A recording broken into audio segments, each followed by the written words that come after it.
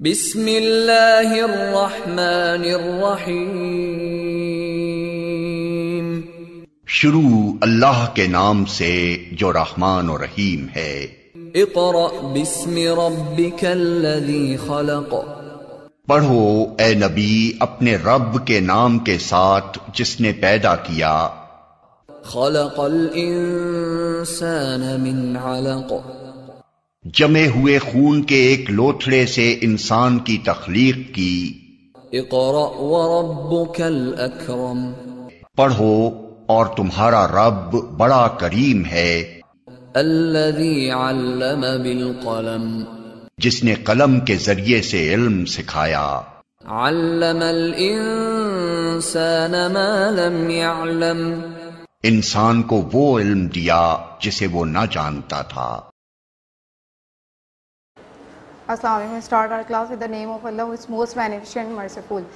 This is the video number 3. In previous class we have completed the contribution of scientists, but in this class we will continue this topic, this chapter number 1, Introduction to Chemistry, Scientific Approach in Chemistry. Today we will talk about the scientific approach in chemistry. We have a topic is scientific approach in chemistry.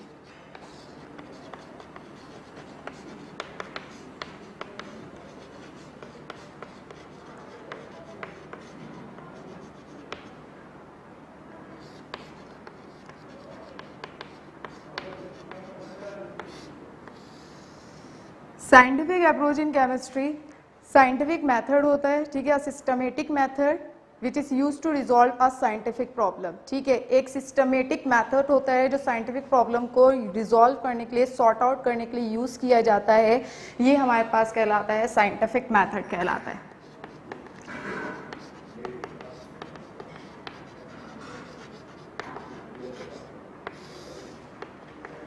ठीक है, A systematic method which is used to resolve a scientific problem is called a scientific method. एक पूरा method है आपके पास, ठीक है, कोई भी साइंटिस्ट होता है इस मेथड को फॉलो कर रहा होता है और इसी मेथड के थ्रू अपने एक्सपेरिमेंट परफॉर्म कर रहा होता है। फर्स्ट ऑफ ऑल हमारे पास यहाँ पे फॉलोइंग स्टेजेस हैं साइंटिफिक मेथड की। यहाँ पर सबसे पहले हमारे पास स्टेजेस आ जाती है ऑब्जर्वेशन।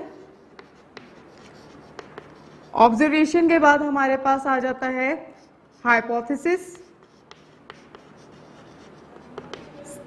थर्ड हमारे पास आ जाता है observation, hypothesis, theory and scientific law.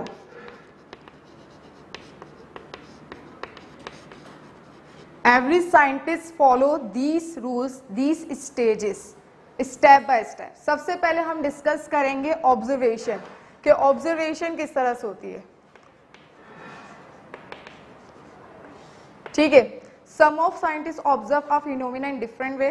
ठीक है, कुछ साइंटिस्ट जो ऐसे होते हैं कोई भी फिनोमिना ऑब्जर्व करते हैं डिफरेंट वे में। ठीक है, and critically to extract a new point. ठीक है, सम of observe critically to extract a new point, और इससे एक नया पॉइंट निकाल रहे होते हैं। ठीक है, डिफरेंट पीपल ऑब्जर्व करते हैं फिनोमिना इन डिफरेंट वे में। ठीक है, सम of observe very critically to extract a new point.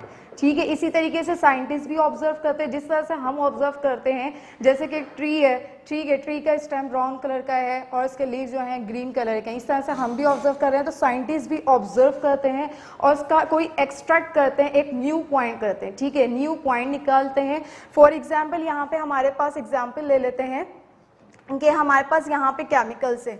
हमने सिर्फ ये सपोज कर रहे हैं, ठीक है, कि सपोज किया जा रहा है एक केमिकल है X और एक केमिकल है हमारे पास Y। ठीक है, अभी हम यहाँ पे सपोज कर रहे हैं कि हमारे पास यहाँ पे दो केमिकल हैं, एक केमिकल है A और एक केमिकल है B।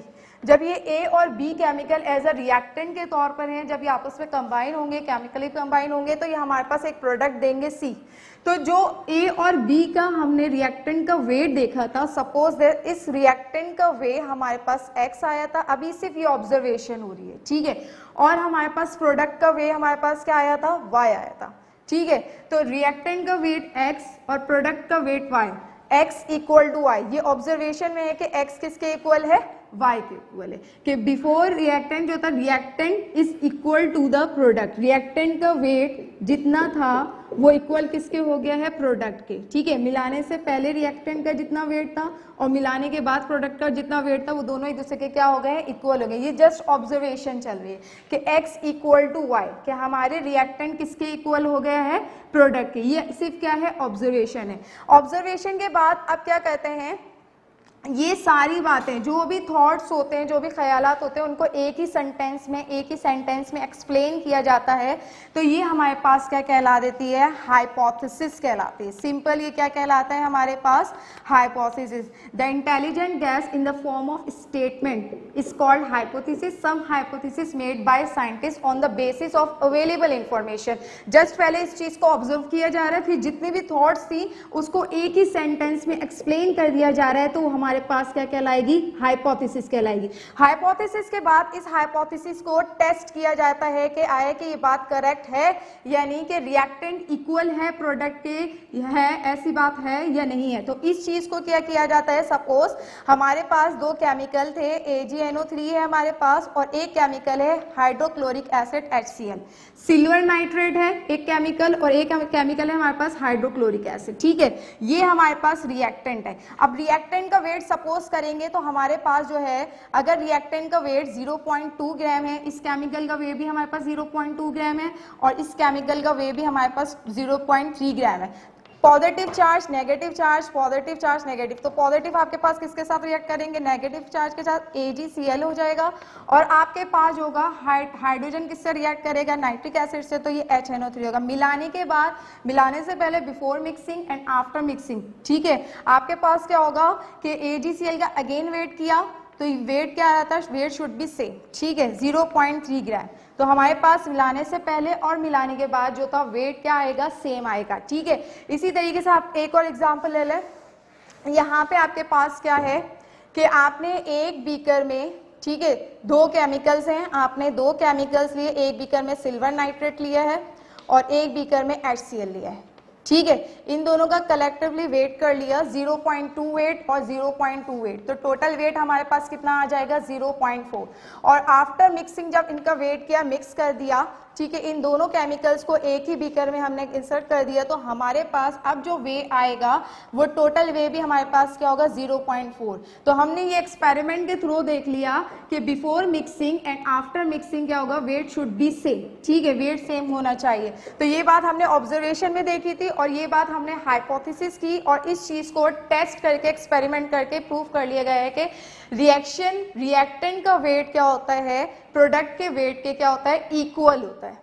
सही, ठीक है। इसके बाद ऑब्जर्वेशन, हाइपोथेसिस के बाद थर्ड स्टेप जो होगा, जब साइंटिस्ट इसको अच्छी तरीके से प्रूव कर लेते हैं और इसमें कोई भी करेक्शन नहीं होता, तो फिर थर्ड स्टेप आता है theory. When hypothesis is supported by large scale, जब हाइपोथेसिस को सपोर्टेड कर लिया जाता है, when hypothesis supported by large scale and different observations and supported by different experiment, जब डिफरेंट एक्सपेरिमेंट के थ्रू इसको ऑब्जर्व कर लिया जाता है, तो ये हमारे पास बन जाती है, इट बिकम अ थ्योरी। तो अब हमारे पास जब ऑब्जर्वेशन, पहले एक चीज को ऑब्जर्व किया जाता है, फिर हाइपोथेसिस की जाती है कि उसको एक सेंटेंस में एक्सप्लेन कर दिया जाता है कि before mixing mass is equal to the after mixing, फिर उसके बाद एक्सपेरिमेंट किया जाता है, एक्सपेरिमेंट के बाद उसकी क्या बन जाती है हमारे पास, हाइपोथेसिस के बाद जो थर्ड स्टेप आता है वो क्या बन जाती है, theory. When hypothesis supported by large number of observation and experiment, it become a theory.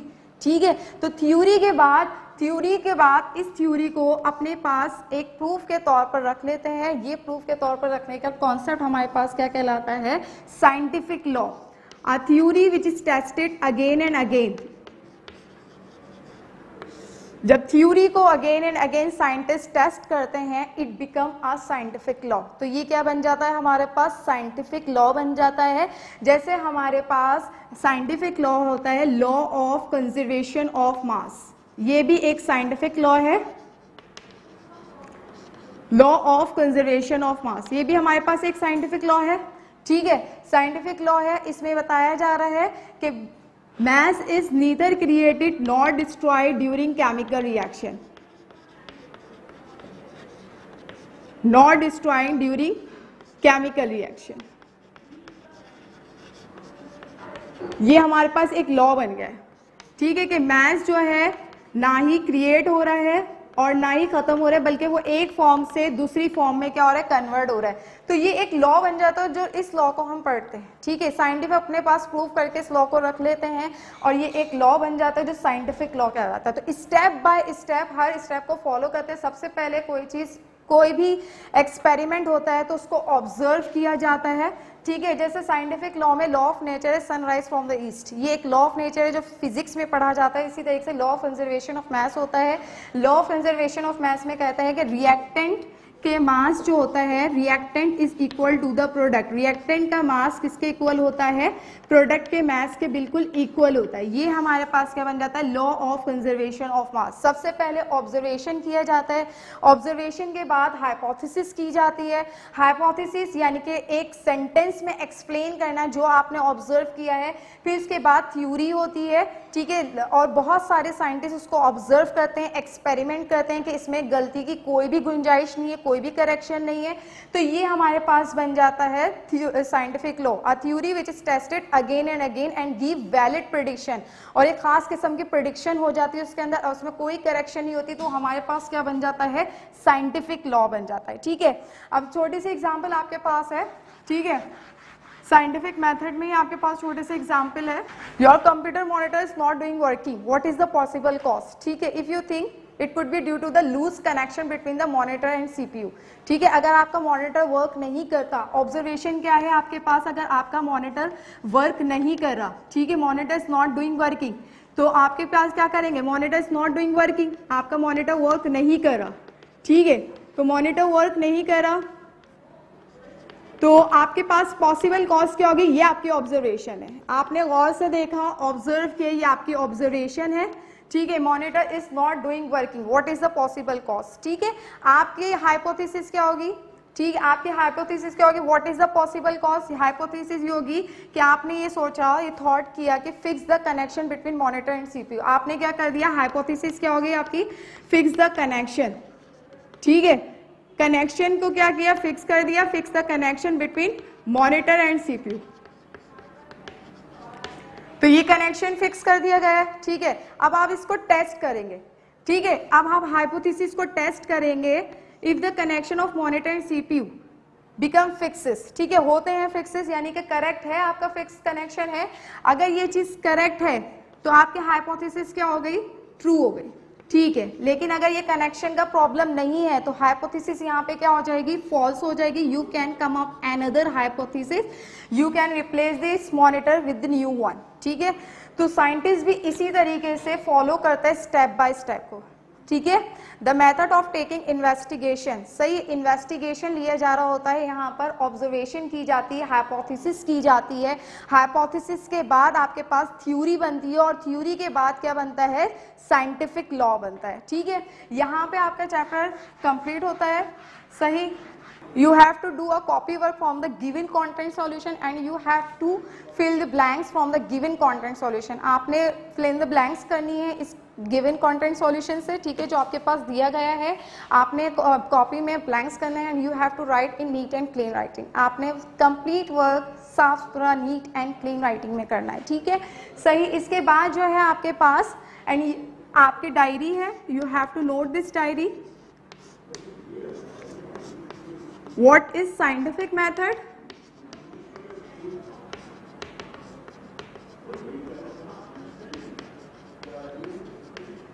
Define hypothesis and theory.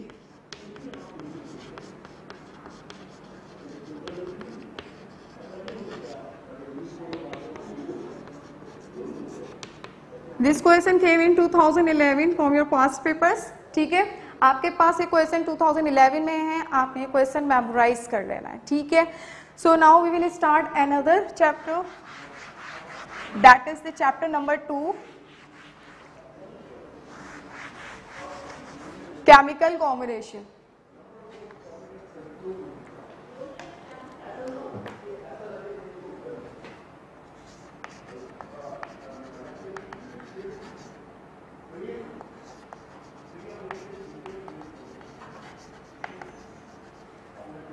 Chemical combination basically हमारे पास अगर केमिकल कॉम्बिनेशन है ठीक है, चैप्टर नेम है आपका चैप्टर नंबर 2 केमिकल कॉम्बिनेशन। यहाँ पे केमिकल कॉम्बिनेशन की बात की जाए तो combination of element to give compound. Chemical combination का हमारे पास कॉन्सेप्ट क्या आ रहा है यहाँ पे, combination of element, the combination of element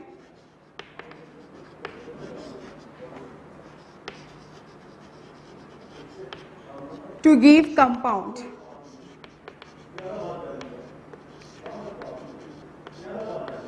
कोई भी एलिमेंट्स अपना कॉम्बिनेशन बना रहे हैं तो वो उसके प्रोडक्ट में हमारे पास क्या फॉर्म कर रहे हैं, कोई ना कोई कंपाउंड फॉर्म कर रहे हैं। ठीक है, इस केमिकल कॉम्बिनेशन में हम कंपाउंड्स ही पढ़ेंगे। न्यू से न्यू जो प्रोडक्ट्स फॉर्म हो रही है उसमें हमारे पास कंपाउंड फॉर्म हो रहे हैं। ठीक है, अब हमारे पास केमिकल कॉम्बिनेशन है चैप्टर। ठीक है, इसमें सबसे पहले आपके पास लॉज आएंगे, डिफरेंट लॉ है। लॉ ऑफ केमिकल कॉम्बिनेशन में सबसे पहले हमारे पास आएगा law of conservation of mass.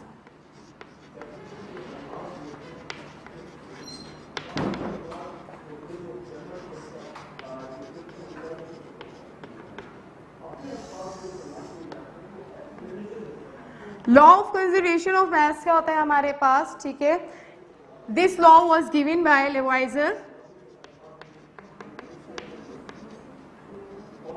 This law was given by Lavoisier in 1785। ये लॉ लेवाइजर ने दिया था हमारे पास 1785 में। ठीक है, ये लॉ हमें बेसिकली क्या बताता है, ये लॉ हमें बताता है, ठीक है, लेवाइजर ने बताया था mass is neither created nor destroyed during a chemical reaction.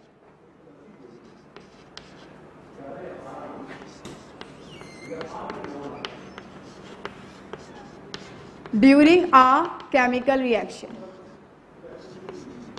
ठीक है, सबसे पहले हमें इस बात को अंडरस्टैंड करना है, mass is neither created nor destroying during a chemical reaction. ठीक है, कोई भी केमिकल रिएक्शन होता है, सबसे पहले हम ये बात अंडरस्टैंड कर लेते हैं what is the chemical reaction. जब भी कोई भी मैटर होता है आपके पास, ठीक है, किसी भी मैटर के साथ दो रिएक्शन होते हैं। ठीक है, मैटर है, हमने यहाँ पे फॉर एग्जांपल ले ली वाटर, वाटर के साथ फिजिकल रिएक्शन भी होता है हमारे पास। ठीक है, और इस मैटर के साथ दो ही रिएक्शन होते हैं और एक होता है केमिकल रिएक्शन। ठीक है, फिजिकल रिएक्शन अंडरस्टैंड कर लेते हैं, फिजिकल रिएक्शन भी बता देते हैं आपको फिजिकल रिएक्शन क्या होता है। ठीक है, फिजिकल रिएक्शन आपके पास क्या होगा, सबसे पहले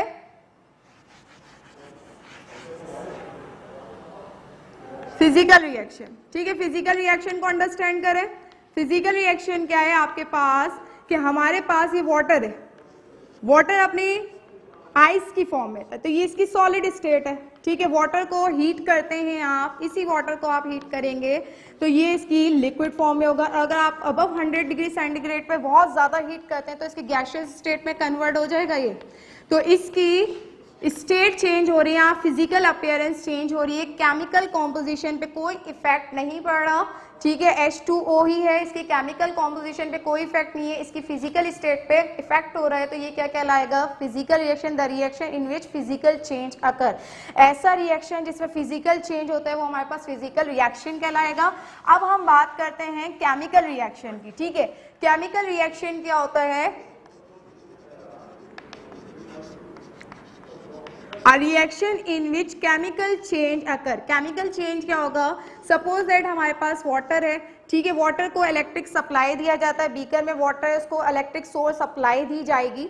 ठीक है, इलेक्ट्रिक सोर्स सप्लाई की जाएगी तो यहाँ पे क्या होगा, ये वाटर लिक्विड स्टेट में था, इसकी कॉम्पोजिशन चेंज होगी, ये H2 गैस और ऑक्सीजन गैस में कन्वर्ट हो जाएगा। यहाँ इसकी केमिकल कॉम्पोजिशन चेंज हो गया, आपने देखा ये वाटर है, वाटर से हाइड्रोजन गैस और ऑक्सीजन गैस में कन्वर्ट हो गया। तो ऐसा रिएक्शन जिसमें केमिकल कॉम्पोजिशन पे इफेक्ट आता है ये कहलाता है केमिकल रिएक्शन। ठीक है, इंटरनल स्ट्रक्चर पे इफेक्ट आ रहा है, केमिकल की कॉम्पोजिशन पे इफेक्ट आ रहा है, तो ये आपके पास क्या कहलाएगा, chemical reaction. So mass is neither created not destroying during a chemical reaction.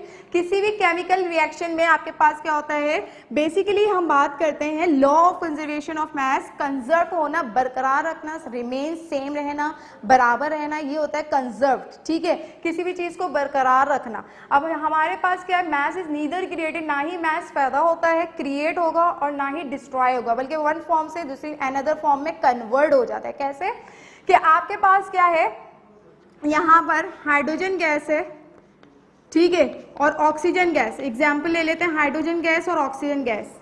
ठीक है, हाइड्रोजन गैस और ऑक्सीजन गैस कन्वर्ट किसके अंदर हो जाएगा, वाटर में हो जाएगा। ठीक है, तो हमारे पास रिएक्टेंट का जो वे होता है इक्वल होता है प्रोडक्ट के वे से। ठीक है, सपोज दैट अगर हम यहाँ बात करें कि हमारे पास हाइड्रोजन का वे था 0.2 ग्राम और ऑक्सीजन का वे था 0.2 ग्राम, सही। तो हमने ये रिएक्टेंट का वे देखा तो टोटल वे हमारे पास कितना आ गया, 0.4 ग्राम। अब जब हमने इसका रिएक्शन करवाया तो रिएक्शन करवाने के बाद जो रिएक्टेंट का वेट था हमने देखा इस रिएक्टेंट का वेट प्रोडक्ट के वेट के सेम आ रहा है या नहीं आ रहा। तो जब ये रिएक्शन हुआ तो रिएक्शन के बाद हमने प्रोडक्ट का वेट भी देखा तो प्रोडक्ट का वेट कितना आता, सेम आ रहा, 0.4 ग्राम। सपोज दैट, ठीक है, तो हम ये कहेंगे ना ही मैस यहाँ पे क्रिएट हुआ है, कोई एक्स्ट्रा मैस नहीं आया यहाँ पे, और ना ही डिस्ट्रॉय है, बल्कि वो एक फॉर्म से, गैसेस की फॉर्म से किस में फॉर्म में कन्वर्ट हो गया, लिक्विड की फॉर्म में, एक फॉर्म से सेकंड फॉर्म में कन्वर्ट हो गया, सही है। तो हम अदर वर्ड में ये बात भी कर सकते हैं, initial way of reacting substance is equal to the final weight of product. Initial way of reacting substance यानी कि इनिशियल वे जो होगा रिएक्टिंग सब्सटेंस का इक्वल हो जाएगा फाइनल वे ऑफ प्रोडक्ट के। इस चीज को हम कहेंगे लॉ ऑफ कंजर्वेशन ऑफ मास, कि ऐसा लॉ, ऐसा रिएक्शन, ठीक है, लेवाइजर ने कहा था कि कोई भी केमिकल रिएक्शन जिसमें मास ना ही क्रिएट होगा और ना ही डिस्ट्रॉय होगा, बल्कि वो एक फॉर्म से दूसरी फॉर्म में क्या हो जाएगा, कन्वर्ट हो जाएगा। So this is called a law of conservation of मास। अब हम ये हमारे पास एक और साइंटिस्ट थे जिन्होंने इनको प्रूफ करके दिखाया था कि वाकई में ऐसा होता है कि initial weight is equal to होता है फाइनल वे ऑफ प्रोडक्ट के। तो हमारे पास सेकंड साइंटिस्ट थे लेवाइजर के बाद, उन्होंने फर्दर इसको प्रूफ करके दिखाया था law of conservation of mass को। तो हमारे पास ये एक्सपेरिमेंट दिया था, Landolt experiment.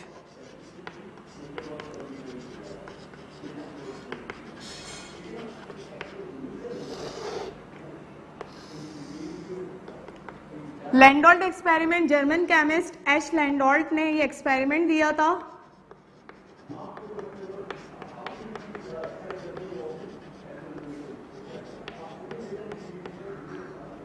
Tested the validity of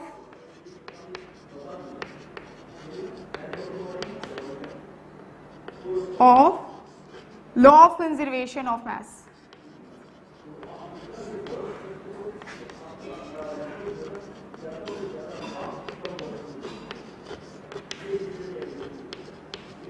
basically हमारे पास साइंटिस्ट हैं, जर्मन केमिस्ट एच लैंडोल्ट थे, ठीक है, इन्होंने टेस्टेड किए थे, डिफरेंट वैलिडिटी दी थी, law of conservation of mass को यहाँ पे प्रूफ करके दिखाया था। किस तरह से प्रूफ करके दिखाया था, इन्होंने सबसे पहले ही टुक एच शेप ट्यूब, ठीक है, इस तरह से एक एच शेप ट्यूब यूज की थी।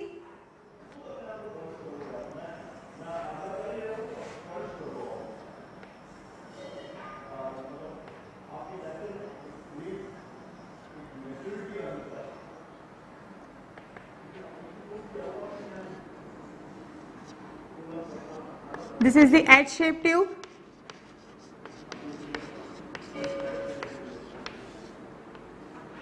ठीक है, यहाँ पे H-shaped ट्यूब यूज की थी और इस H-shaped ट्यूब के हमारे पास 2 लिम्स हैं, limb A and limb B।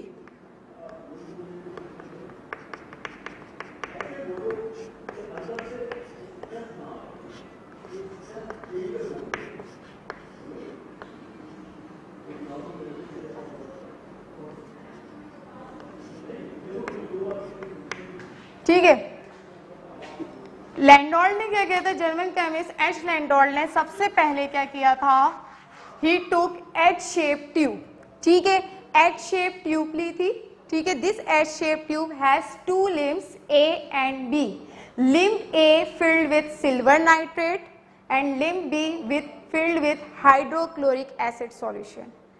ठीक है, इन्होंने क्या किया था, सबसे पहले एक एच शेप ट्यूब ली थी, he took H shape tube, limb A में सिल्वर नाइट्रेट सॉल्यूशन प्लेस्ड किया था और लिम्ब बी में हाइड्रोक्लोरिक एसिड। ठीक है, the tube was sealed so the solution could not intermix with each other, the tube was weighed vertically. Now after this the tube was intermixed with each other by shaking, vertically intermixed with each other. After weight again taken, the weight remains same. क्या किया इन्होंने, सबसे पहले H shape tube के दो limbs में chemical solution लिया, एक में इन्होंने सिल्वर नाइट्रेट का सॉल्यूशन और लिम्ब बी में हाइड्रोक्लोरिक एसिड सॉल्यूशन लिया। ठीक है, सबसे पहले वे कर लिया। ठीक है, मिक्स करने से पहले एच शेप ट्यूब का, ठीक है, इन्वर्टिंग नहीं की, शेकिंग नहीं की, केमिकल को मिक्स नहीं किया और इसका वे कर लिया। ठीक है, वे जो था, सपोज दैट शेकिंग से पहले रिएक्टेंट का वे हमारे पास 4 ग्राम था और आफ्टर मिक्सिंग जब अच्छी तरीके से मिक्स किया तो कुछ सॉल्यूशन यहाँ से यहाँ पे मिक्स हो गया होगा और कुछ सॉल्यूशन बी लिम्ब से ए लिम्स में चला गया होगा। तो आफ्टर मिक्सिंग भी वे चेक किया तो वे रिमेन सेम। ठीक है, वे में कोई चेंज नहीं आया। He observe that initial way of reacting substance, इनकी ऑब्जर्वेशन क्या थी, initial way of reacting substance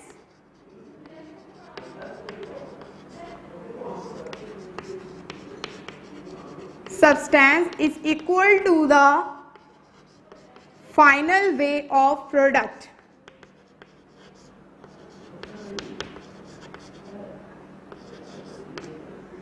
observation क्या आ गई यहाँ पर, सही ऑब्जर्वेशन क्या है, initial way of reacting substance. Reacting substance हमारे पास क्या थे, रिएक्टेंट क्या थे, सिल्वर नाइट्रेट था, सिल्वर नाइट्रेट का सॉल्यूशन था और हाइड्रोक्लोरिक एसिड का सॉल्यूशन था।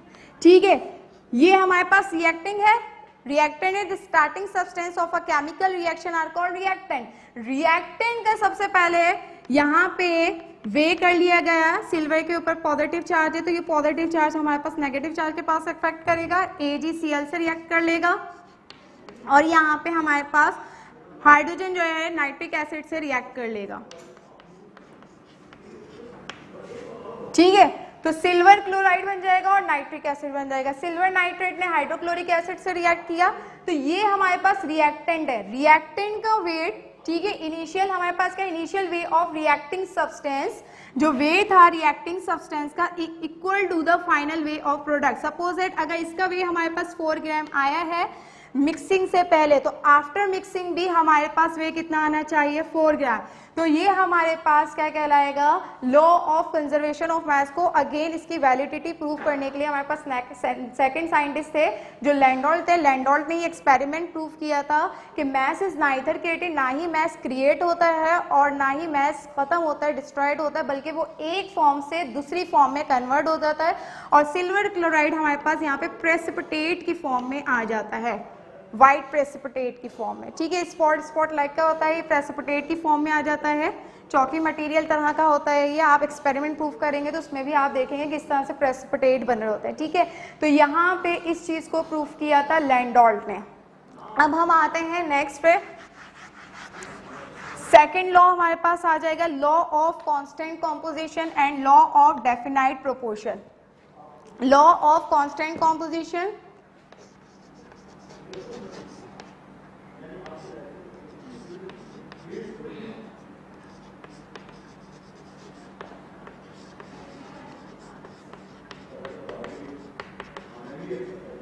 और आपके पास ये और क्या कहलाता है, लॉ ऑफ डेफिनाइट प्रोपोर्शन।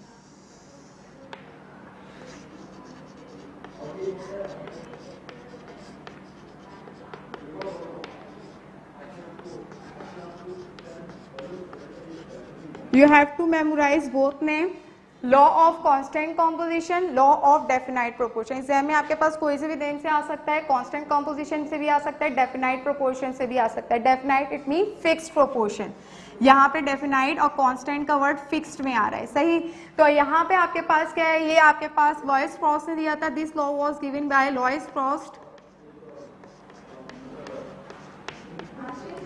1795 में। ठीक है, इन 1795 में 99 में ये लॉ दिया गया था। ठीक है, इस लॉ में बताया गया है केमिकल कंपाउंड, साइंटिस्ट ने बताया है this law, chemical compound contain the same element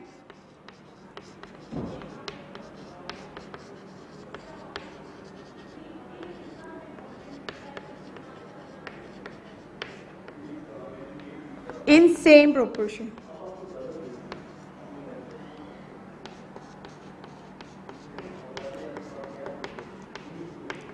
ठीक है, ये स्टेटमेंट दिया था लॉयस फ्रॉस्ट ने, chemical compound contain the same element in same proportion. कोई भी केमिकल कंपाउंड होता है हमारे पास, अगर बात की जाती है किसी भी केमिकल कंपाउंड की, ठीक है, सबसे पहले हम बात करें केमिकल कंपाउंड, ठीक है, केमिकल कंपाउंड हम बात करें यहाँ पे वाटर की, ठीक है, वाटर की बात कर रहे हैं, यहाँ पे कोई भी केमिकल कंपाउंड है, फॉर एग्जाम्पल आपके पास यहाँ पे एग्जाम्पल ले लेते हैं वाटर की, ठीक है, हम यहाँ पे एग्जाम्पल ले रहे हैं वाटर की, किसी भी किस्म का सैंपल है, चाहे वो रिवर का हो, सी वाटर हो, ठीक है, पॉन्ड्स है, लेक है, उस केमिकल कंपाउंड के हमने देखना है सेम एलिमेंट और सेम प्रोपोर्शन, ठीक है। तो इस केमिकल कंपाउंड में हमने देखा, हमने लिया यहाँ पे सी वाटर लिया, ठीक है, फॉर एग्जांपल सी वाटर लिया, उसमें सेम एलिमेंट देखेंगे कि एलिमेंट उसके सेम है, हमने यहाँ देखा हाइड्रोजन है और ऑक्सीजन है, ठीक है। अब हम बात करते हैं सेम प्रोपोर्शन की, कोई भी केमिकल कंपाउंड किसी भी सैंपल का लेते हैं तो हमने उसमें देखना है कि एलिमेंट सेम है, तो ये देखा गया है कि एलिमेंट सेम है, एक हाइड्रोजन है, ठीक है, और यहाँ पर क्या है, ऑक्सीजन है, हाइड्रोजन और ऑक्सीजन केमिकली बॉन्डेड है। अब ये बात हम फर्दर प्रोसेस कर रहे हैं कि पहली बात तो हमने ये देख ली कि केमिकल कंपाउंड में कौन कौन से एटम्स प्रेजेंट है, ठीक है, फिर हम उसके प्रोपोर्शन के लिहाज से बात करते हैं, तो सबसे पहले प्रोपोर्शन के लिहाज से बात करेंगे तो हम नंबर ऑफ एटम्स के लिहाज से बात कर रहे हैं, ठीक है, नंबर ऑफ एटम के लिहाज से बात करेंगे, यहाँ पे हमने वाटर की बात की तो 2 हाइड्रोजन एटम जो है केमिकली बॉन्डेड है 1 ऑक्सीजन एटम से, ठीक है।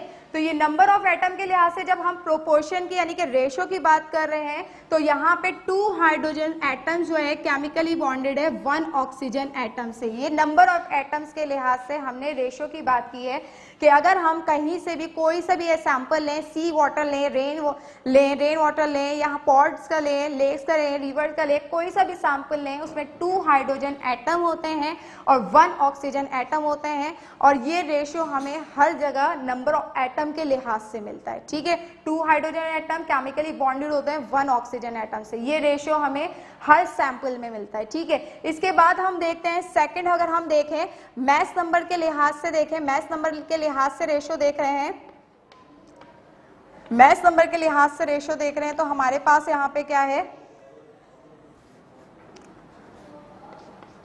Mass number of hydrogen. सबसे पहले हाइड्रोजन का मैस नंबर देखेंगे हम, ठीक है। यहां पर सबसे पहले आपके पास क्या मैस नंबर रेशो, यहां पर राइट कर देती हूं,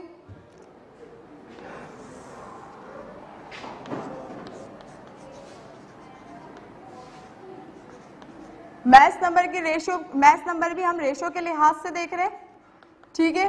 तो मैस नंबर की रेशो सबसे हम पहले देखेंगे मैस नंबर हाइड्रोजन का, ठीक है, mass number of hydrogen, hydrogen का मैस नंबर देखेंगे तो हमारे पास यहाँ पे हाइड्रोजन का जो मैस होता है, ठीक है, पीरियोडिक टेबल में हमारे पास हाइड्रोजन का जो मैस होता है वो 1 ग्राम होता है, ठीक है, 1 ग्राम होता है हाइड्रोजन का, अपना मैस 1 होता है, 1 को हम मल्टीप्लाई कर देंगे 2 से, हम वाटर का निकाल रहे हैं तो ये हम हाइड्रोजन का अपना मैस 1 ग्राम होता है, 1 को मल्टीप्लाई करेंगे 2 से तो हमारे पास ओवरऑल मैस जो होगा हाइड्रोजन का कितना आ जाएगा, 2 ग्राम। इसी तरीके से हम मैस नंबर ऑक्सीजन का निकालते हैं तो यहाँ पे हमारे पास ऑक्सीजन का मैस जब निकालेंगे तो ऑक्सीजन का अपना मैस जो होता है 16 ग्राम होता है, ठीक है। 16 को किससे मल्टीप्लाई करेंगे, 1 से, जब यहाँ कुछ भी नहीं है तो आप क्या राइट करेंगे 1, तो 16 1 जा कितने हो जाएंगे आपके पास 16। अब जब रेशो निकालेंगे, वाटर की रेशो आप जब निकालेंगे मैस नंबर के लिहाज से तो हाइड्रोजन का मैस आपने कितना निकाला है 2, ठीक है, और ऑक्सीजन का मैस कितना निकाला है आपने 16, 2 1 जा 2, 2 8 जा 16, इसको सिंप्लीफाई करेंगे सिंपल टेबल से, 2 के टेबल से सिंप्लीफाई कर देंगे तो हमने देखा कि हम कोई भी ऐसे केमिकल कंपाउंड लें, कोई भी सैंपल लें किसी भी केमिकल कंपाउंड का, कोई सा भी सैंपल लें, चाहे वो रिवर से लें, पॉन्ड से लें, लेक से लें, ठीक है, सी वाटर लें, ठीक है, हम कोई भी ऐसा सैंपल ले रहे हैं तो उसमें 1 पार्ट हाइड्रोजन 8 पार्ट ऑक्सीजन के बाय मास के थ्रू आ रहा है हमारे पास, ये रेशियो आ रहा है, ये प्रोपोर्शन आ रही है, मास के लिहाज से ये प्रोपोर्शन आ रही है, नंबर ऑफ एटम के लिहाज से ये प्रोपोर्शन आ रही है। यानी कि आपका वाटर सैंपल जो है हर जगह का इस तरह से चेक किया जा रहा है कि उसकी रेशियो सेम है या नहीं है। ऐसा तो नहीं है कि यहाँ पे क्लोरीन आ गया, सोडियम आ गया, तो इस तरह से ये सारा वर्क जो है चेकआउट किया जा रहा था। This law was given by Louis Proust. Louis Proust ने कहा था chemical compound, different samples of chemical compound, different samples लिए गए, ठीक है, हर जगह के सैंपल्स लिए गए, उसके अंदर ये चेक किया गया कि एलिमेंट सेम है, ठीक है, एलिमेंट सेम होने के साथ साथ उसका प्रोपोर्शन नंबर ऑफ एटम के लिहाज से सेम है, ठीक है, और नंबर ऑफ मैस के लिहाज से यानी कि मैस नंबर के रेशियो के लिहाज से सेम है कि 1 पार्ट हाइड्रोजन का है और 8 पार्ट क्या है, ऑक्सीजन का है, ठीक है। इसके बाद we have a third law, we will move towards the another law, that is the law of multiple proportion.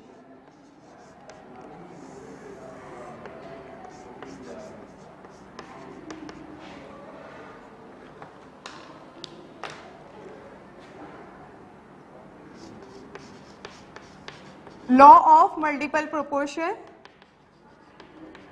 This law was given by John Dalton in 1803.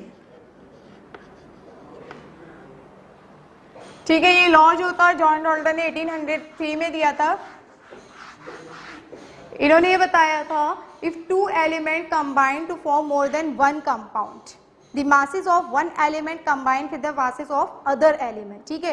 if two element combine to form more than one compound, कैसे, ठीक है, law दिया था if two elements combine to form more than one compound, हमारे पास carbon oxygen से combine होता है तो ये हमारे पास कार्बन मोनोऑक्साइड कहलाता है,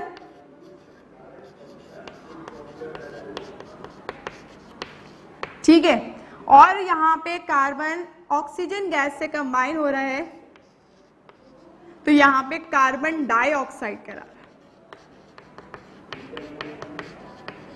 1 ऑक्सीजन यहाँ पे शो कर रहे हैं मोनोऑक्साइड और 2 ऑक्सीजन यहाँ पे शो कर रहे हैं डाइऑक्साइड, ये कार्बन मोनोऑक्साइड है, ठीक है। If 2 element combine to form more than 1 compound, ठीक है, कोई भी एलिमेंट कंबाइन हो रहा है तो वो एक या एक से कंपाउंड, एक से ज्यादा कंपाउंड दे रहा है।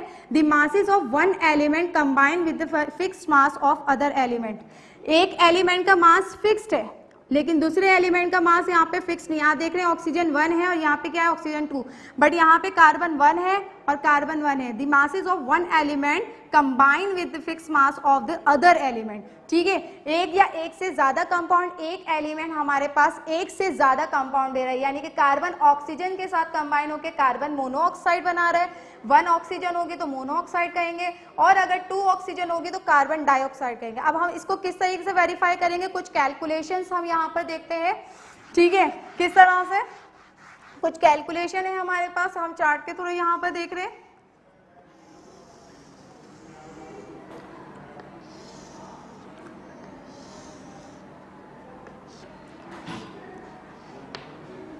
ठीक है, यहां हम सबसे पहले फर्स्ट कॉलम में राइट करेंगे कंपाउंड, ठीक है, कार्बन मोनोऑक्साइड है आपके पास,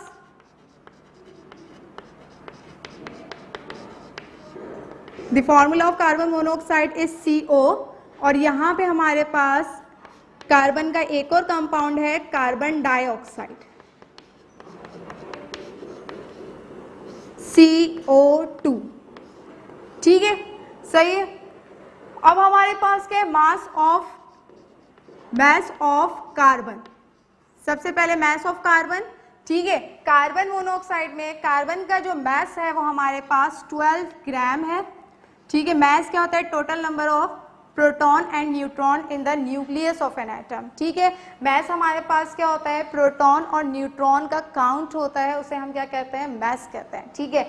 तो हमारे पास कार्बन का जो मास था वो कितना है, 12 ग्राम। इसी तरीके से यहाँ पे भी कार्बन का मास क्या है, 12 ग्राम। अब बात करते हैं मास ऑफ ऑक्सीजन की,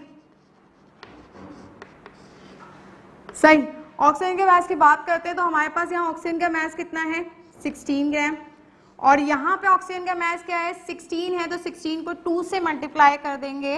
16 को जब हम 2 से मल्टीप्लाई करेंगे तो ओवरऑल हमारे पास क्या आ जाएगा 32। तो हमारे पास ऑक्सीजन का मास कितना आ गया 32 ग्राम।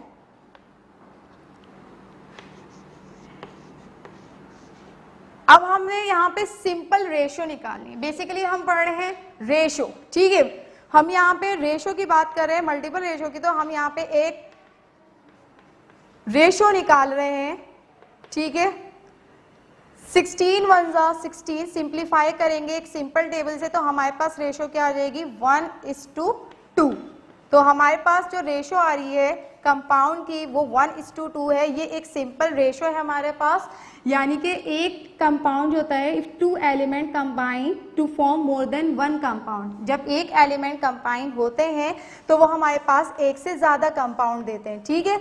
The masses of 1 element fixed masses of other element, एक एलिमेंट का मास फिक्स नहीं होता लेकिन वो दूसरे एलिमेंट के फिक्स्ड मास से कंबाइन हो जाता है। और जब वो कंबाइन होता है वो एक सिंपल रेशो देता है। इस सिंपल रेशो दो एलिमेंट्स के दरमियान क्या वो सिंपल रेशो दे रहा है या नहीं दे रहा। तो जब कंपाउंड सेम थे लेकिन चेंजेस कहाँ पे आ रही थी, ऑक्सीजन एटम के मास में चेंजेस आ रही थी। इस ऑक्सीजन एटम के मास को जब हमने सिंपली वेरीफाई किया तो हमारे पास एक सिंपल रेशियो आ गई। ये सिंपल रेशियो क्या है 1:2।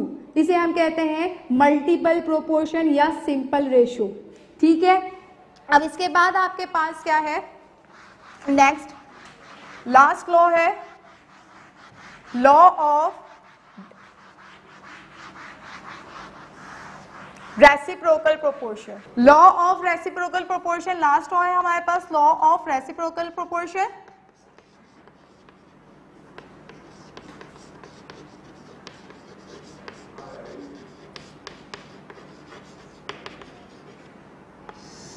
This law was given by Richard in 1792, ठीक है। रिचर्ड ने ये लॉ दिया था 1792 में। रिचर्ड ने ये बताया था when 2 different elements combine with the fixed mass of the third element, ठीक है। when 2 different elements combine with the fixed mass of the third element, ठीक है। हमारे पास 2 different element combine हो रहे हैं, ठीक है। यहाँ पे when 2 different element combine with the fixed mass of the third element, it give a simple ratio और मल्टीपल रेशो। या हमने law of definite proportion, law of multiple proportion में हमने 2 एलिमेंट की बात की थी, यहाँ पे हम 3 एलिमेंट्स की बात कर रहे हैं। When 2 different elements combine with the fixed mass of the third element it give a simple multiple ratio, ठीक है। It give a multiple ratio. किस तरह से हमारे पास दे रहे हैं 2 डिफरेंट एलिमेंट्स है। हम यहाँ पे देख लेते हैं, कार्बन की बात कर रहे हैं हम। यहाँ पर थोड़े से डायग्राम आपके पास और ज़्यादा क्लेरिफाई कर देती हूँ। फॉर एग्जाम्पल, ठीक है, कार्बन है हमारे पास, ऑक्सीजन है, 2 डिफरेंट एलिमेंट्स है, और यहाँ पे हमारे पास हाइड्रोजन है, ठीक है। 2 डिफरेंट एलिमेंट्स है, कार्बन हाइड्रोजन से कंबाइन हो रहा है, तो यहाँ पे हमारे पास एक कंपाउंड दे रहा है CH4, ठीक है। कार्बन का मास देखा जाए तो कार्बन का मास हमारे पास क्या होता है 12, और हाइड्रोजन का अपना मास जो होता है 1 होता है। 1 को 4 से मल्टीप्लाई करेंगे तो हमारे पास क्या हो जाएगा 4। इसको सिंप्लीफाई करते हैं, सिंपल रेशियो इसके निकालते, कट करते हैं, 4 1 4, 4 3 12। तो सिंपल रेशियो हमारे पास क्या आ जाएगी 3:1। सही। इसी तरीके से जब हाइड्रोजन ऑक्सीजन से हमारे पास कंबाइन हो रहा है, केमिकली बॉन्डेड हो रहा है, कंबाइन हो रहा है, तो यहाँ पे हमारे पास एक कंपाउंड बन रहा है जो क्या कहला रहा है वाटर, ठीक है। वाटर जो है, हाइड्रोजन का अपना मास जो होता है 1 होता है, 1 को 2 से मल्टीप्लाई करेंगे 2 हो जाएगा, और ऑक्सीजन का अपना मास जो होता है 16 होता है, 2 1 2, 2 8 16। सिंपली वेरीफाई किया तो हमने देखा 1 पार्ट हाइड्रोजन के हैं, 8 पार्ट ऑक्सीजन के, ठीक है। इसी तरीके से हमने देखा कि यहाँ पे कार्बन के कितने ग्राम थे 3 ग्राम्स है, हाइड्रोजन के कितने ग्राम्स आए हमारे पास 1 ग्राम आए, ठीक है। इसी तरीके से हमने यहाँ पे देखा ऑक्सीजन के कितने ग्राम्स आ गए हमारे पास 8 ग्राम आ गए। तो हमने क्या देखा 2 डिफरेंट एलिमेंट्स कंबाइन हो रहे हैं, fixed mass of the third element.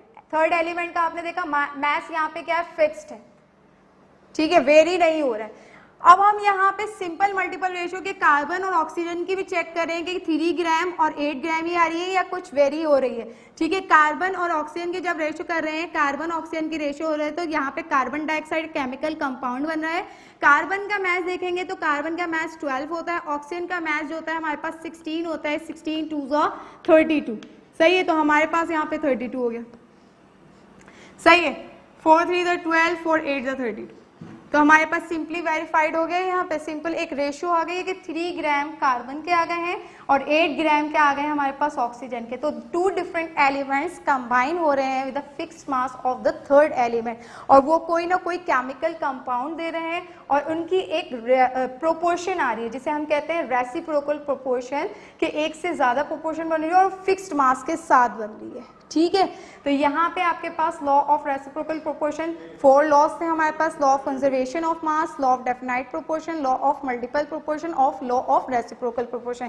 पहले हमने एक केमिकल कंपाउंड के साथ देखा है, फिर 2 केमिकल कंपाउंड के साथ देखी है इसकी प्रोपोर्शन, फिर हमने 3 केमिकल कंपाउंड के साथ देखा है प्रोपोर्शन। ठीक है, अच्छा जी, after this we will continue another topic that is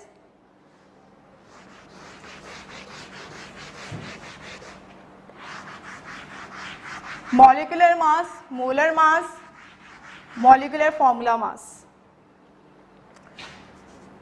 This is the terminologies and definitions.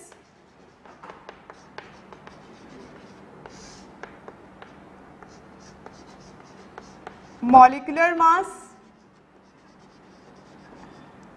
and molecular formula mass.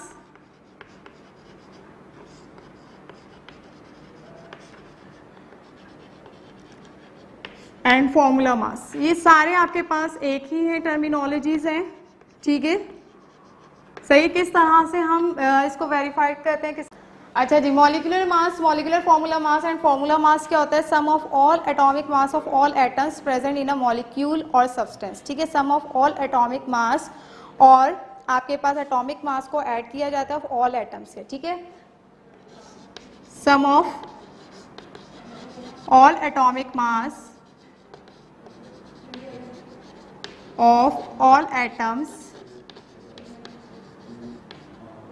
present in a molecule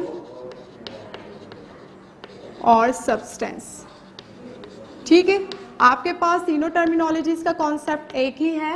The molecular mass, molecular formula mass and formula mass is defined as the sum of all atomic mass of all atoms। तमाम atoms के atomic masses को सम किया जाता है जो भी molecule के अंदर प्रेजेंट होते हैं। ठीक है, how?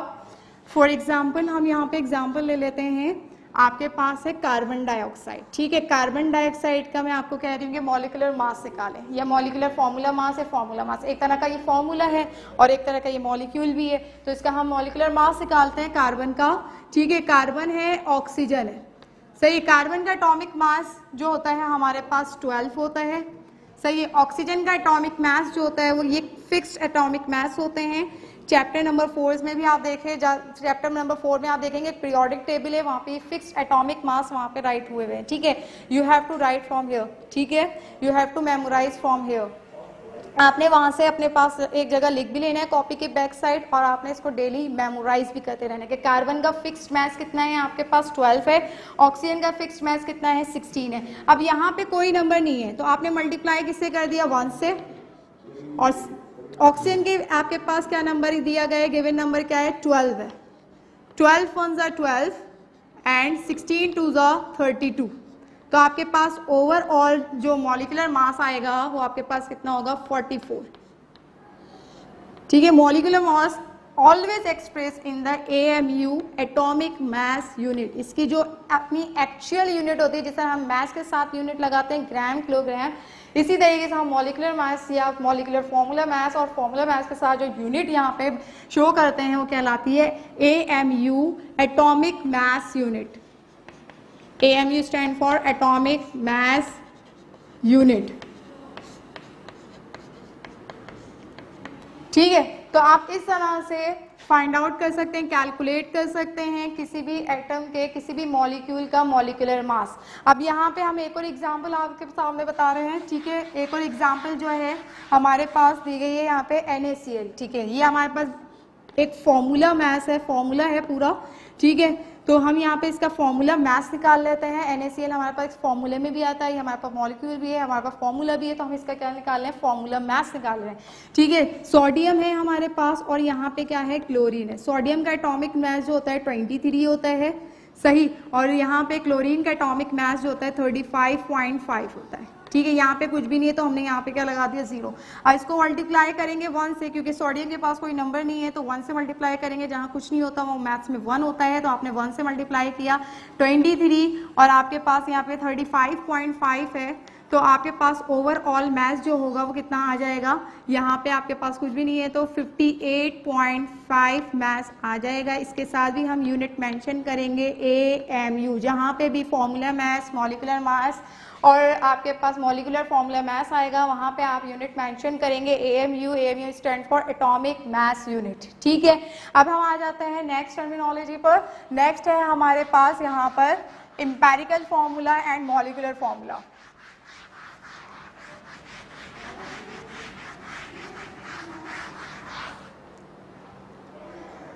Empirical formula and molecular formula, सबसे पहले मॉलिक्यूलर फॉर्मूला और हमारे पास आ जाता है यहाँ पर empirical formula.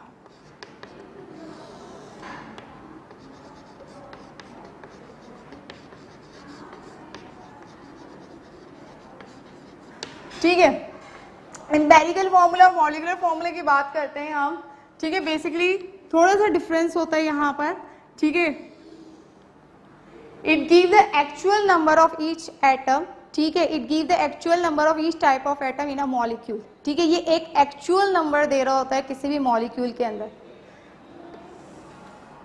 It give the relative number of each type of atom in a molecule. ये एक रिलेटिव नंबर दे रहा होता है, एक सिंपल नंबर दे रहा होता है, ये एक एक्चुअल नंबर दे रहा होता है। बेसिकली इंडिकेट करता है actual number of each type of atom in a molecule. किसी भी मॉलिक्यूल में हर एटम का एक एक्चुअल नंबर शो कर रहा होता है। फॉर एग्जाम्पल हम बात करते हैं, एग्जाम्पल यहाँ लेते हैं ग्लूकोज की, तो ग्लूकोज की एग्जाम्पल हम करेंगे यहाँ पर। तो आपके पास क्या होगा, 6, ये ग्लूकोज के कार्बन, हाइड्रोजन और ऑक्सीजन, ठीक है। कार्बन का जो एक्चुअल नंबर है आपके पास 6 है, हाइड्रोजन का एक्चुअल नंबर आपके पास क्या है, 12 है, ऑक्सीजन का एक्चुअल नंबर क्या है, 6 है। तो यहाँ पे जो हम रेशो बनाएंगे 6:12:6, तो हमारे पास ये एक्चुअल नंबर है।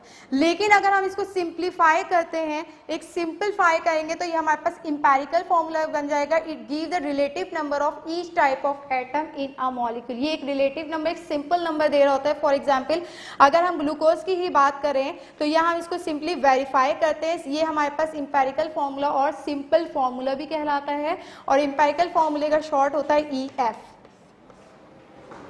यहाँ पे हमारे पास क्या कहलाएगा, मॉलिक्यूलर फॉर्मूले का MF।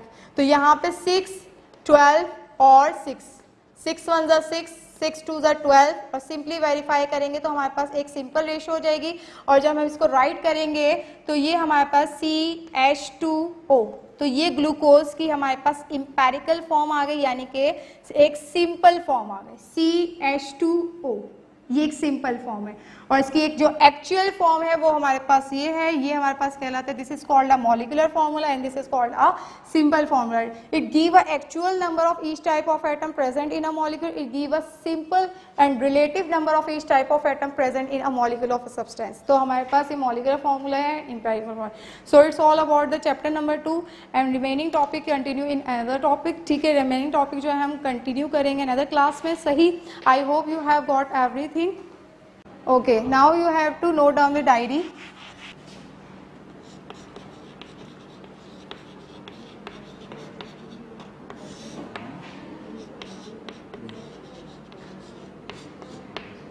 State laws, law of conservation of mass,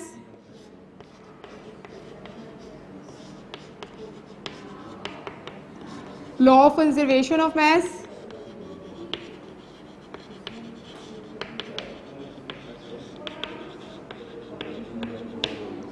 and law of constant composition,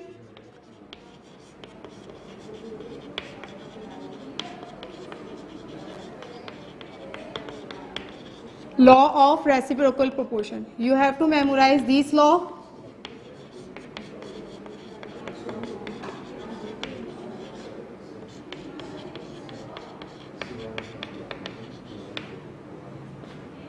And you have to memorize another question.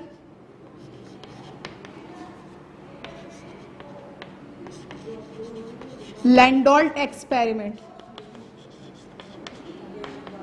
You have to memorize from notes.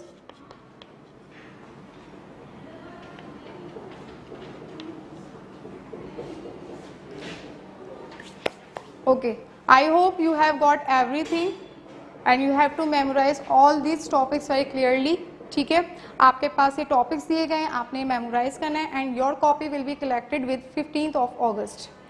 Okay, so God bless you all. Allah Hafiz.